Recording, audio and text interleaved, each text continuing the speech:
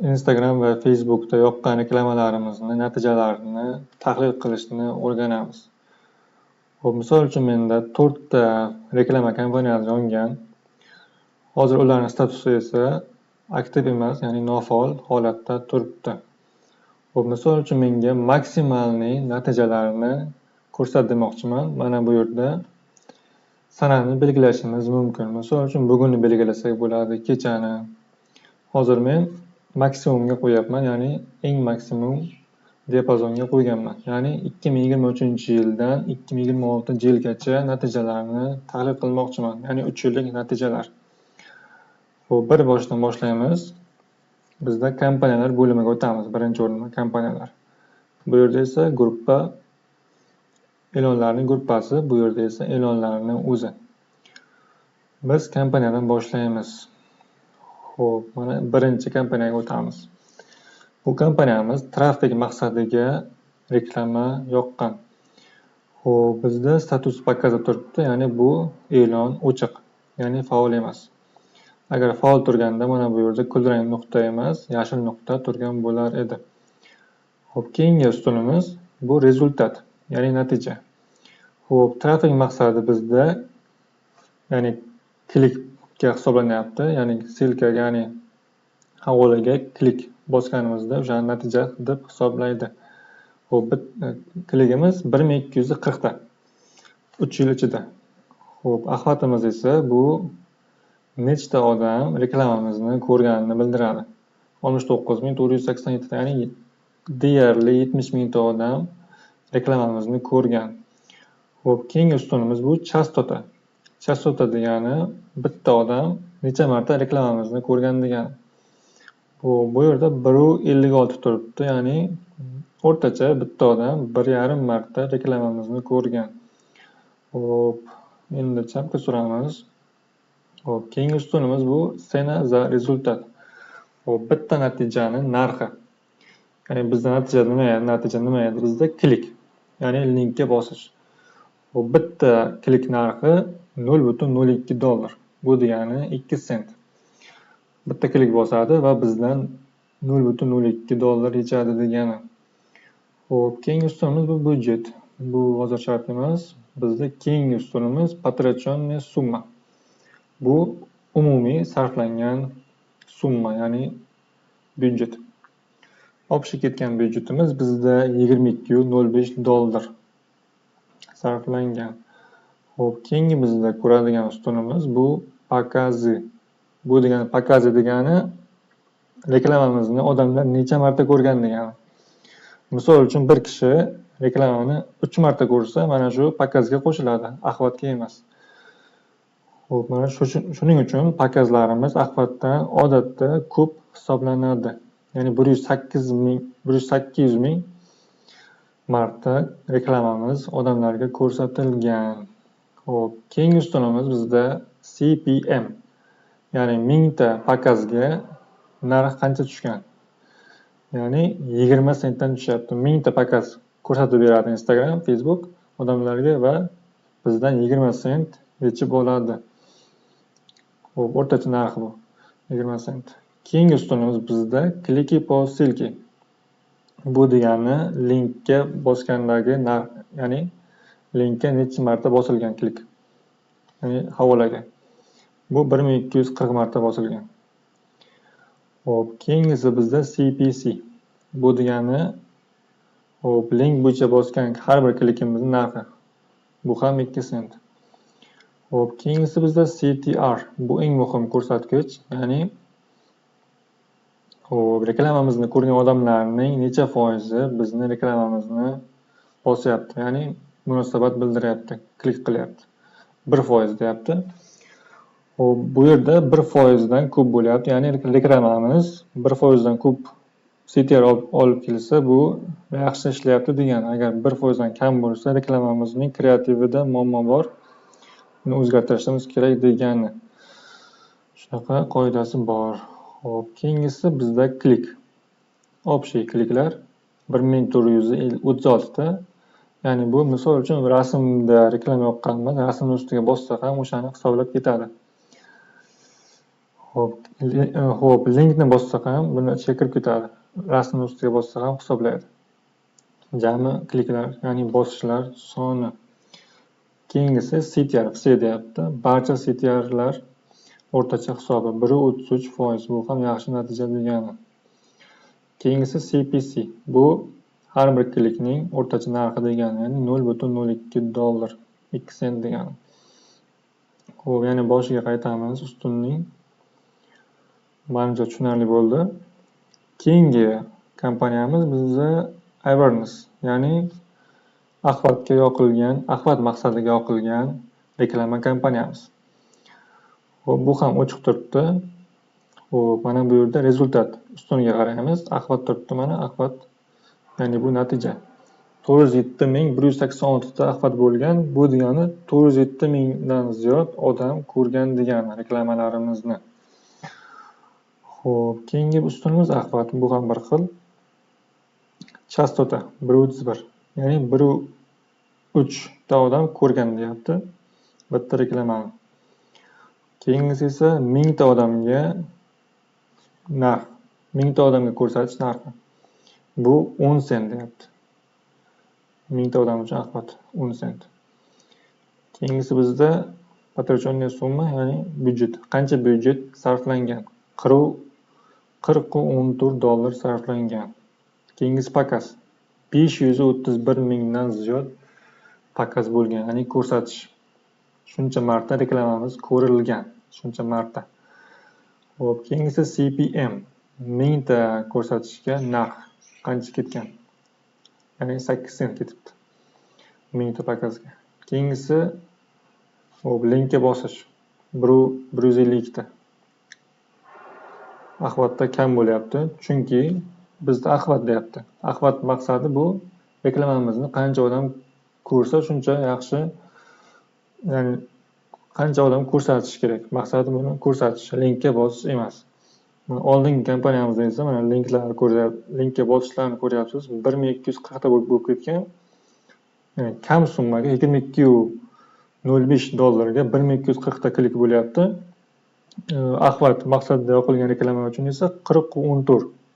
152 ta klikka $40 sarflanyapti. Ko'ryapsizmi? Klik kam, lekin sarflash ko'p. Bu sarflash asosan axlatga ketyapti mana. Chunki reklamamizning maqsadi bizda axlat. Ya'ni kompaniyaning maqsadi. Xo'p, tushunarli bo'ldi menimcha. Keyingisi CPC. Xo'p, stilka bo'yicha kliklarning narxi 0.26. Bu qimmatlashib ketyapti. Axlat maqsadida linklarga bosish 0.26 sent. Keyingisi CTR. CTR'imiz esa 1% dan past. Bu degani reklamamiz yaxshi ishlamagan degani. Pashta 0 deyapti. Umuman yaxshi ishlamagan bu. Prosta faqat ko'rsatilgan unga.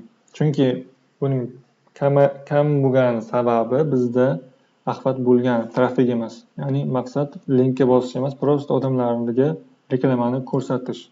Shuning uchun bizda CTR past. Bu yaxshi ham desa bo'ladi. Keyingisi kliki. 406 ta klik. Kliklar kam, trafik maqsadiga qaraganda. Bu tabiiy hol. Keyingisi CTR 0.08, общий CTR. Bu ham tushunarli. Oxiri CPC 10 sentga tushyapti. Xo'p, axlat maqsadidagi kompaniyani tahlil qildik, natijalarini. Endi bizda keyingisi engagement. Engagement bu degani bizga xabar yozish, like bosish yoki profilimizga o'tib, bizga direktimizga o'tish, kommentariy yozishlar kiradi. Xo'p, bu ham eng ko'p ishlatiladigan reklama maqsadi.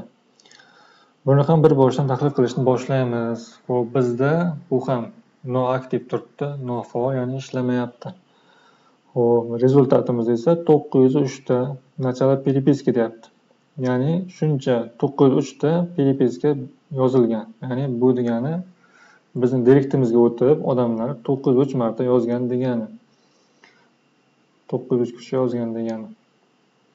Начало переписки deyapti. Ilovani ichida. Ilovani ichida deyapti. Bu Instagram ilovasida bo'lishi mumkin yoki Facebookning ichidagi Messenger ilovasida ham bo'lishi mumkin. Ikkalasi birga 903 ta переписка bo'lyapti. Keyingisi bizda axvat. Axvatimiz 366 mingdan ziyod. Shuncha odam ko'rgan deyapti. Keyingisi 384 chastota. Chastotamiz bu yerda yuqori. Chunki reklamamizni ko'pchilik ko'rgan. Shuning uchun bizda chastota почти 4 ga boryapti. Bu degani bitta reklamamizni bir kishi 4 marta ko'rgan deyapti. 4 marta o'rtacha. Deyarli 4 marta ko'rgan deyapti. Keyingisi bizda cena za rezultat. Bitta peripiskamiz narxi $1.64 ga tushyapti. Ya'ni bitta odam direktimizga knopkani bosadi-da, direktimizga o'tadi va ana shu peripiskaning narxi $1.64. Har bittasiniki. Mana shu 1.64 ni 9 ga ko'paytiramiz, общий summa kelib chiqadi. Qancha peripiska общий necha pulga tushgani. Xo'p, keyingisi bizda потраченная summa. Bu bizda sarflangan summa. 3 yil ichida, mana 23-yildan 26-yilgacha $1482 sarflangan. Ancha ko'p sarflangan, eng ko'pi shu.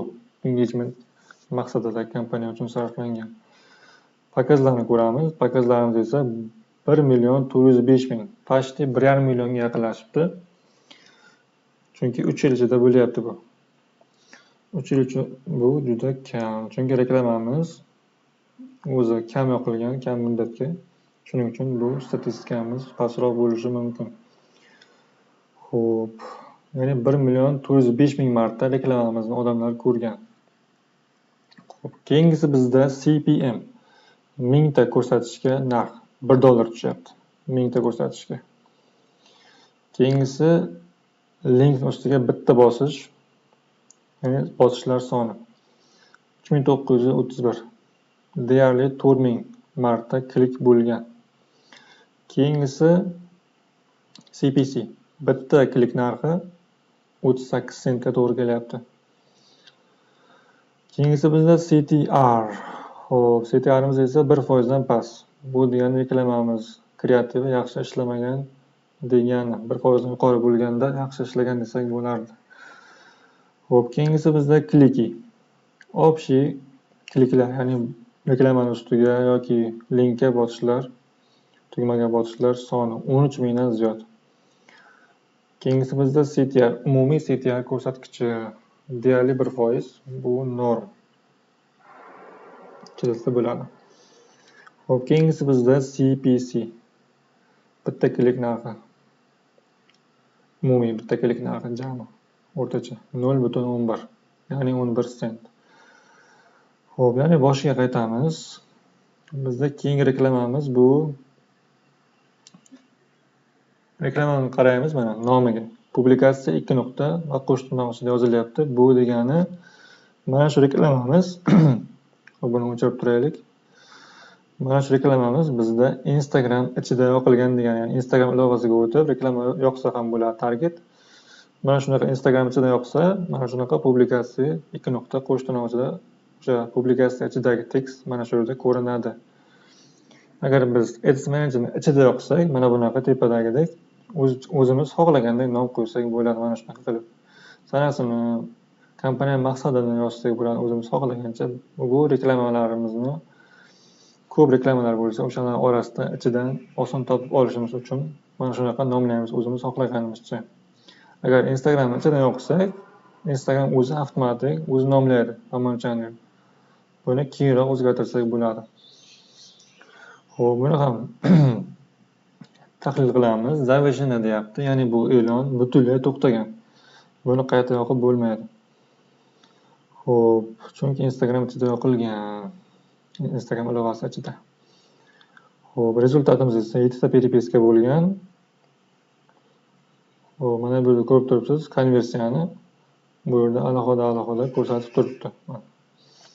Nachata peripiska 8 ta, blokirovka bitta blokirovka qilganmiz, yangi kontaktlar esa 7 ta. Общий kontaktlar peripiska bo'yicha 8 ta. Va boshqa ko'rsatkichlar, lead ham hisoblanyapti. Bitta lead bo'lgan. Xo'p, bizda keyingisi axvat 10 mingdan ziyod. Deyarli 11 mingta odam reklamani ko'rgan. Hop, keyingisi bizda chastota 1.38. Ya'ni deyarli reklamamizni bir kishi ko'rgan deyapti. Xo'p, bitta peripiskani boshlashi 2.26 sent. Bu juda qimmat. Qimmat degani kunlik byudjet esa $4 deyapti. $4 belgilangan. Keyingisi potrachonniya summa. $15 deyapti. Deyarli $16 sarflangan. Hop, zavrshение mana bu e'lonning tugagan vaqti. 10-aprel deyapti, 2026-yil. Hop, keyingisi bizda pakaz 15 mingdan ziyod ko'rilgan. CPM $1 mingta pakazga. Jami kliklar soni bu. Link bo'yicha kliklar soni. Tugmaga bosganlar 110 ta. 110 ta klik. Hop, CPC 0.14. CTR. Bunda ham CTR 1% dan past. Bu ham kreativimiz yaxshi ishlamagan degani. Keyingisi klik. Jami kliklar 286 ta. CTR 1.88. Mana bu umumiy CTR bu. Reklamaning ustiga umumiy bosishlar bu yaxshi. CPC esa 0.06. 6 sent deyapti. Hop, hamma kompaniyamizni tahlil qilib bo'ldik. Bu kompaniyamiz uy va ofis ko'chirish xizmati uchun yopilgan edi. Bularni yana ichma-ich tahlil qilib borsak ham bo'ladi. Misol uchun mana bunaqa qilib ustiga bosib, ichiga kirib, ularni alohida ko'rsak bo'ladi. Gruppalarni alohida statistikalarni ko'rsak bo'ladi. Hozir bunda bitta gruppa turibdi. Gruppani chaqiramiz yana. Gruppani chaqirganimizda bizda reklamalar, nechta reklamalar borligi ko'rinadi. Rasm yoki videolar yoqqan bo'lsa, ketma-ket pastma tagma-tag turadi. Bizda rasm ekan yoqqanimiz. Bu ochiq turibdi. Hop, mana bu yerda statistikalarni alohida ko'rsak bo'ladi. Hop, kompaniya bo'limiga o'tamiz va mana bu X'larni olib tashlaymiz. Menimcha tushunarli bo'ldi. Gruppa e'lonlariga o'tsak, gruppa e'lonlarini alohida ko'rsak bo'ladi. Birma-bir. Hop, shunaqa gaplar tahlil qilib bo'ldik. Shunaqa qilib Ads Manager'da Facebook va Instagram uchun yoqilgan reklamalarni, natijalarini tahlil qilib, ularni o'zgartirib, summasini oshirib, byudjetni ko'tarib boshqarsak bo'ladi.